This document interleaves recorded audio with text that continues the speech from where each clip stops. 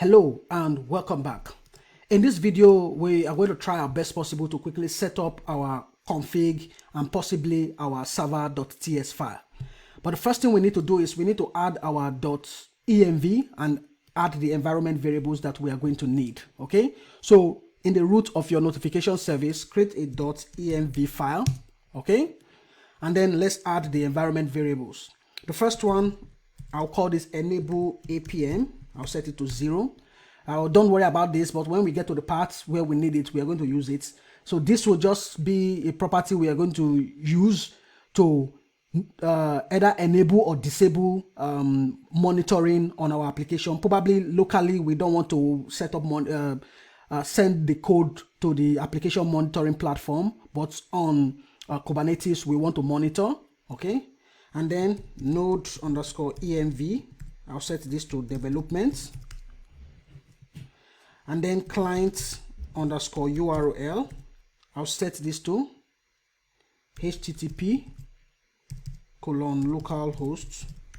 Our front end will run on port 3000. Okay, now let us add our RabbitMQ endpoints. So RabbitMQ_endpoints.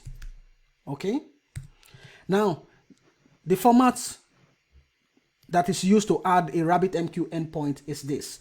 But before then, remember we set here, if I go to the Docker compose file for RabbitMQ, remember here we set, where is it? A password and a username. We omitted it here. So for RabbitMQ, we didn't set a password and username. So inside Docker Compose YAML, go to RabbitMQ service, and then you can add the environment property. So we want to add 2 new properties. I just forgot about it. Okay, so here we don't have, so it's going to be RabbitMQ_default_user.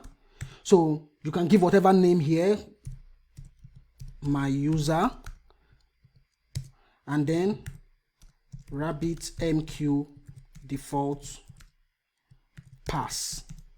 This is going to be my password. This is just for the local development. You can add whatever username here and password. Okay, it's fine. So maybe I can set this to Jobber. I can call this Jobber password. Okay, so add the environment variables and don't forget to restart. Okay, I will restart mine. Don't forget to restart the RabbitMQ service. If you want to restart RabbitMQ service itself, you can do Docker compose up-d and then only the name of the service, which is RabbitMQ. Okay, now we are going to use this Jobber user and Jobber pass. So right here, I'm going to add AMQP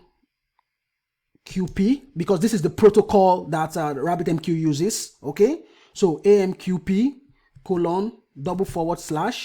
and then the username, which is Jobber, the password right here, and then at localhost : what is the port? The port is 5672. Okay, so this is how you connect to the RabbitMQ instance running locally on your machine. So you use the AMQP protocol, okay, advanced messaging queuing protocol, : the name, the password of the user, or the username, the password, and at. Here you usually add the endpoint, but since we are running locally, you can say at localhost : 5672. Okay, and then we have sender_email. I will leave this as empty for now. Sender_email_password. Leave this as empty. And now for Elasticsearch, it's going to be elastic_search_URL. This is very easy. http://localhost, and then you point to 9200. Okay, locally, this is how you just connect to Elasticsearch host. Okay, localhost colon 9200, and then I don't know, probably let me just add it, elastic apm underscore server URL. I'll leave this is going to be http colon / localhost colon 8200. We have not added this apm server to Docker Compose. Okay, so don't worry about it. We are going to add that later, but I'm just adding the environment variable here. And then lastly, elastic underscore apm underscore secret underscore token.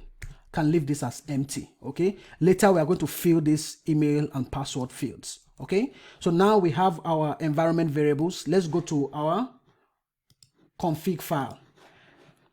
Now for the config file, we are going to use a class. The reason why we are using a config is I don't want to always import or use process.env. Or for us to be able to use that, we have to always import .env to every file.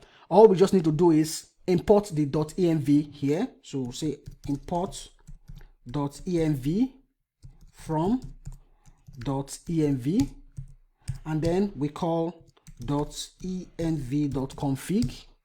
Okay, with this approach we only have to call this once. Okay, and then what I'm going to do is I'm going to use a class. Okay, you can use maybe a function or whatever. I'm going to use the class. So class, I'll call this config, and then here I'm going to define all of these environment variables. So let me just add them here.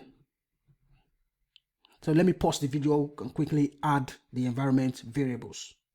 Okay, so I added, not all of the environment variables are added here. I did not add the enable APM. I did not add the APM server URL and APM secret token. Don't worry about it at this point. Okay, don't worry about it. Just add these ones right here. These are the ones we need.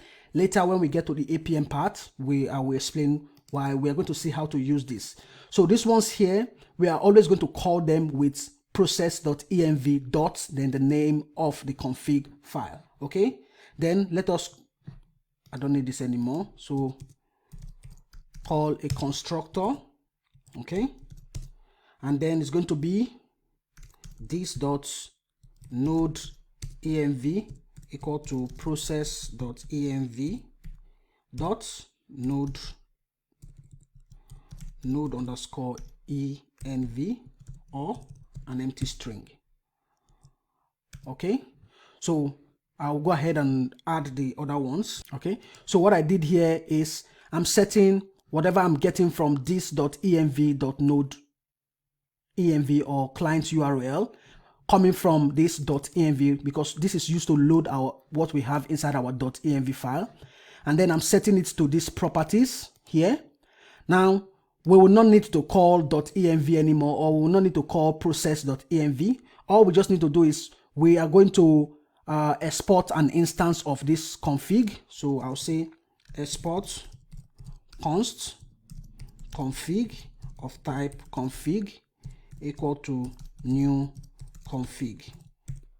Okay, this is just all we need to do. To use any of this environment variable, we'll just import config, and then we'll say config.node.env. Okay, so this is just all we need in order for us to use our configuration. I don't want to be having process.env in different files, process.env, so just import with config. Okay, I think we should stop here because I think we've added a lot. Well, in the next video, we are going to definitely work on our server.ts file.